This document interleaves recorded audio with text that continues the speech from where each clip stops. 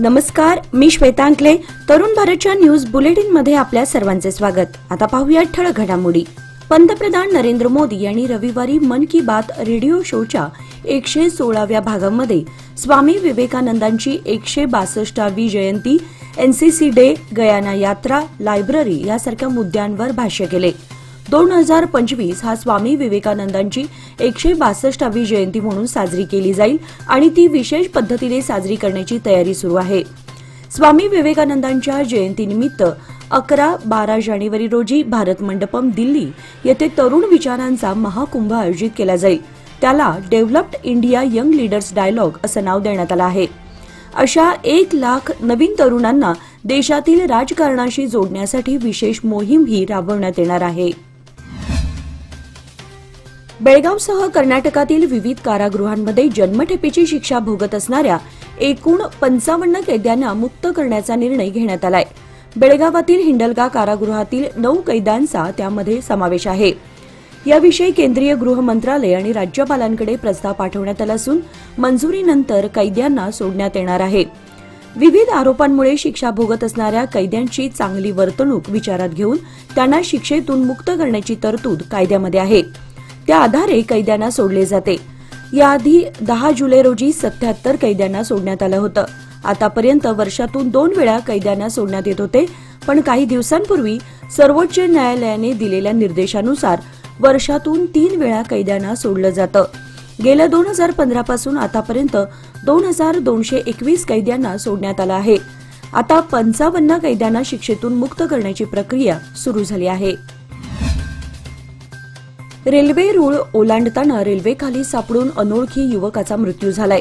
शनिवारी कनबर्गीजवळ ही घटना घडली असून बेळगाव रेल्वे पोलीस स्थानकात या घटनेची नोंद झाली आहे. रेल्वे पोलिसांनी सुमारे 35 ते 40 वर्षीय अनोळखीचा मृतदेह ताब्यात घेतलाय.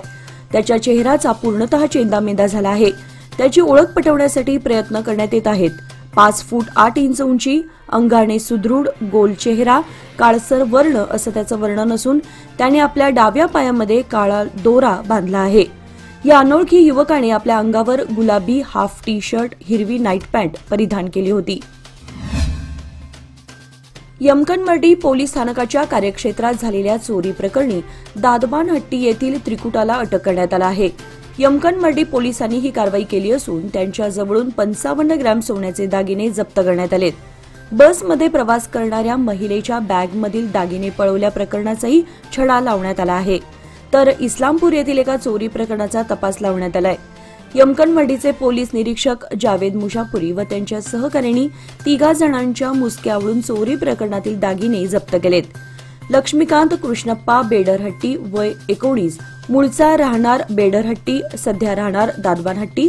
इरण्णा रवी नाईक, वय 22, मूळचा राहणार उळागड्डी खानापूर, सध्या राहणार दादबानहट्टी. संजय सुरेश गडदक्की, वय 22, राहणार दादबानहट्टी असं अटक केलेल्या आरोपींची नावे आहेत. बडकुंद्री तालुका हुक्केरी येथील एका जुगारी अड्ड्यावर छापा टाकून 10 जणांना ताब्यात घेण्यात आलंय. त्यांच्या जवळून 11,460 रुपये रोख रक्कम आणि जुगाराचं साहित्य जप्त करण्यात आलंय. शनिवारी यमकनमर्डी पोलिसांनी ही कारवाई केली.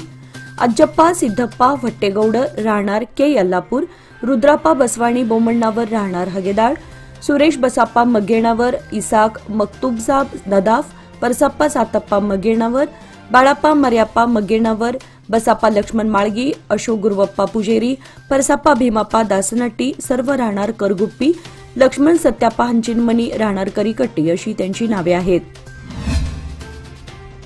मालवाहतूक वाहनांमधून होणारी ओव्हरलोड वाहतूक अपघातांना निमंत्रण देणारी ठरत आहे. अशातच रामघाट रोड परिसरातील रहिवासी भागातून ही वाहने भरधाव वेगात जात असल्याने रहिवासी त्रस्त आहेत.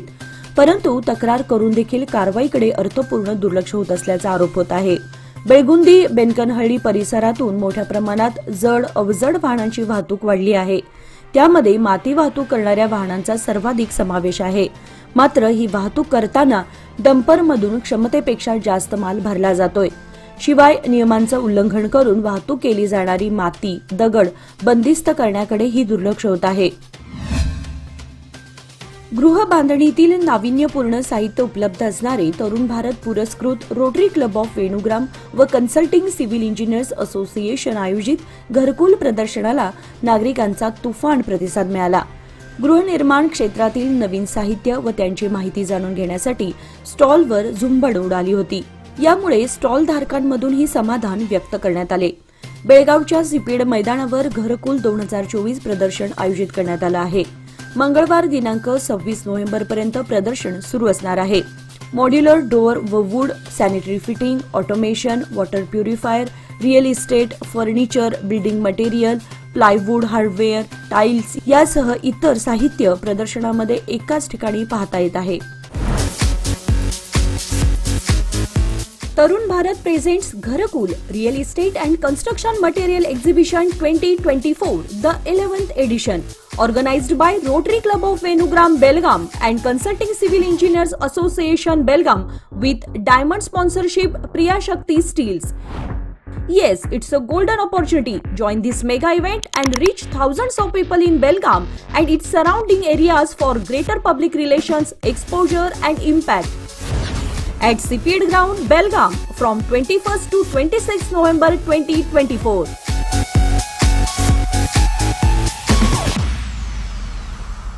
सादर आहे लोकमान्य दुर्गा शक्ती योजना, जी देते तुमच्या गुंतवणुकीवर 10.25% परतावा, तेही फक्त 18 महिन्यांमध्ये. सोबत 1 लाखापर्यंत व्यक्तिगत अपघाती विमा विनामूल्य उपलब्ध. अधिक माहितीसाठी आजच कॉल करा 1800-212-4050. फक्त सभासदांकरिता. अटी लागू. लोकमान्य, जिथं पैसा वाढतो आणि नातं वृद्धिंगत होतं. संसदेचे हिवाळी अधिवेशन सोमवार दिनांक 25 नोव्हेंबर पासून सुरू होत आहे. केंद्रीय संसदीय कामकाज मंत्री किरेन रिजिजू संसदेच्या हिवाळी अधिवेशनापूर्वी संसदेच्या दोन्ही सभागृहातील राजकीय पक्षांच्या नेत्यांची बैठक घेणार आहेत. 25 नोव्हेंबरला सुरू होणाऱ्या हिवाळी अधिवेशनाचे कामकाज 20 डिसेंबर 2024 पर्यंत चालवण्याचे नियोजन करण्यात आलं आहे. या कालावधीमध्ये 26 नोव्हेंबर 2024 रोजी संविधान दिन निमित्त लोकसभा आणि राज्यसभेची बैठक होणार नाही. जवळपास 4 आठवड्यांच्या कामकाजात अधिकाधिक विधेयके मंजूर करून घेण्यासाठी सरकारचे प्रयत्न राहतील. याच दरम्यान अदानी समूहावरील आरोपांसह अन्य मुद्द्यांवर आवाज उठवण्याचा प्रयत्न विरोधी पक्षाकडून केला जाऊ शकतो. संकेश्वर शहर परिसरात चोरीच्या घटनांमध्ये दिवसेंदिवस वाढ होत आहे. आजपर्यंत झालेल्या घटनेचा सुगावा लागलेला नाही. वाढत्या चोरी प्रकरणी शहरामध्ये भीतीचं वातावरण निर्माण झालंय. गत 3 ते 4 वर्षांपूर्वी बसवण्यात आलेले शहरातील सीसीटीव्ही कॅमेरे अद्यापही बंद अवस्थेत आहेत. यामुळे चोरट्यांचं फावलंय. शहरातील प्रमुख वर्दळीच्या ठिकाणासह प्रमुख मार्गावर नगर परिषदेने सीसीटीव्ही कॅमेरे बसवून राहतील हालचालींवर पोलीस यंत्रणेकडून नजर ठेवण्यात येत होती. पण गत 3 वर्षात कॅमेऱ्याच्या व्यवस्थापनेच्या अभावामुळे सर्वच कॅमेरे बंद अवस्थेत आहेत आणि यामुळे शहरातील सर्वच भागात लहान मोठ्या चोरीच्या घटना घडत आहेत. अलीकडच्या काळात नागरिकांची वेगवेगळ्या मार्गाने फसवणूक केली जाते. डिजिटलायझेशनच्या काळात सायबर गुन्हेगारांकडून फसवणूक करण्याची प्रकरणं वाढली आहेत. नागरिकांना त्यांच्या मोबाईल नंबरवर वेगवेगळ्या लिंक किंवा ॲप डाउनलोड करण्याशी संबंधित लिंक पाठवून त्यांच्या फोनचा ताबा मिळवत फसवणूक केली जाते. पोलीस आणि सायबर पोलिसांकडून नागरिकांना सायबर गुन्हेगारांपासून सावध राहण्याचं आवाहन वेळोवेळी करण्यात येतं. याशिवाय सायबर गुन्हे रोखण्यासाठी काम करणाऱ्या तज्ज्ञांकडून देखील मार्गदर्शन केलं जातं. नोव्हेंबर-डिसेंबर महिन्यात मोठ्या संख्येनं लग्नाच्या तिथी आहेत. या काळात देशभरात मोठ्या संख्येनं लग्न होणार असल्यानं सायबर गुन्हेगारांनी ऑनलाईन पद्धतीने लग्नपत्रिका पाठवून नागरिकांची फसवणूक होऊ शकते असा इशारा सायबर गुन्हे रोखण्यासाठी जागृती करणाऱ्या तज्ज्ञांनी दिलाय. सार्वजनिक शिक्षण खाते व क्रीडा विभागातर्फे बेंगळूर येथे 20 व 21 नोव्हेंबर 2024 रोजी घेण्यात आलेल्या 14 व 17 वर्षांखालील राज्यस्तरीय बॉक्सिंग स्पर्धेत बेळगाव जिल्ह्याचे नेतृत्व करत मराठा मंडळ खादरवाडी शाळेचे विद्यार्थी प्रताप शिवणगेकर याने 40 किलो वजनी गटामध्ये सुवर्णपदक, मिझान सौदागर याने 60 किलो वजनी गटात सुवर्णपदक, सेजल कांगले हिने 70 किलो वजनी गटात रौप्य पदक तसेच कैफ धामनेकर यांनी 38 किलो वजनी गटात कांस्य पदक पटकावीत घवघवीत यश संपादन केले. या सर्व खेळाडू आणि प्रशिक्षकांचे काल शनिवारी सकाळी बेळगाव रेल्वे स्थानकावर आगमन होताच खादरवाडी ग्रामस्थ राकेश पाटील, रमेश माळवी, मनोज पिंगट, राहुल शिवणगेकर यांच्या हस्ते पुष्पहार, भगवा फेटा घालून तसेच महिलांच्या तर्फे त्यांचे औक्षण करून स्वागत करण्यात आले। या सर्व खेळाडूंना मराठा मंडळ संस्थेच्या अध्यक्षा डॉक्टर राजश्री नागराजू हलगेकर, क्रीडा प्रशिक्षक व आंतरराष्ट्रीय कुस्तीपटू पैलवान अतुल शिरोले तसेच शाळेच्या मुख्याध्यापिका वनश्री नायर यांचे बहुमूल्य मार्गदर्शन व प्रोत्साहन लाभत आहे। हिरेबागेवाडी पोलिसांनी सापळा रचत गांजा विक्री करणाऱ्या इसमाला अटक केली आहे। तसेच त्याच्याकडून 4 किलो 300 ग्रॅम गांजा जप्त करण्यात आलाय। गांजासारख्या ड्रग्सच्या आहारी तरुण पिढी जात आहे, त्यामुळे त्यांचे प्रचंड शारीरिक आणि मानसिक नुकसान होत आहे। अंमली पदार्थांचे वाढते सेवन ही समाजातील मोठी समस्या आहे। या समस्येला नष्ट करण्यासाठी या अंमली पदार्थांचा पुरवठा करणाऱ्यांवर कारवाई करणं महत्त्वाचं आहे। या अनुषंगाने आज रविवारी बागेवाडी पोलिसांनी गांजा विक्रेत्यांवर अशीच कारवाई केली आहे। या कारवाईत 60,000 रुपये व जवळपास 4 किलो 300 ग्रॅम गांजा जप्त करत आरोपीस पोलिसांनी अत्यंत शिताफीने बेड्या ठोकल्या आहेत। बेळगाव जिल्ह्यातील कित्तूर तालुक्यातील परसनहट्टीच्या 28 वर्षीय लष्करी जवानाने रविवारी तलावात उडी घेऊन आत्महत्या केली। नरेश यल्लप्पा अगसार असं या जवानाचं नाव असून 20 दिवसांपूर्वी तो रजेवर घरी आला होता। त्यानंतर तो परत कामावर जाण्यासाठी बाहेर पडला, मात्र परसनहट्टी तलावामध्ये उडी घेत आत्महत्या केल्याचं वृत्त समजत आहे। वैवाहिक आयुष्यातील तणावामुळे सदर जवानाने आत्महत्या केली असावी असा प्राथमिक संशय व्यक्त केला जातोय। घटनेची माहिती मिळताच कित्तूर पोलीस ठाण्याचे पीएसआय प्रवीण गंगोळ व प्रवीण कोटी आणि अन्य पोलीस कर्मचाऱ्यांनी घटनास्थळी पोहोचून पंचनामा केला, मात्र अद्याप आत्महत्येचं मुख्य कारण समजू शकलं नाही।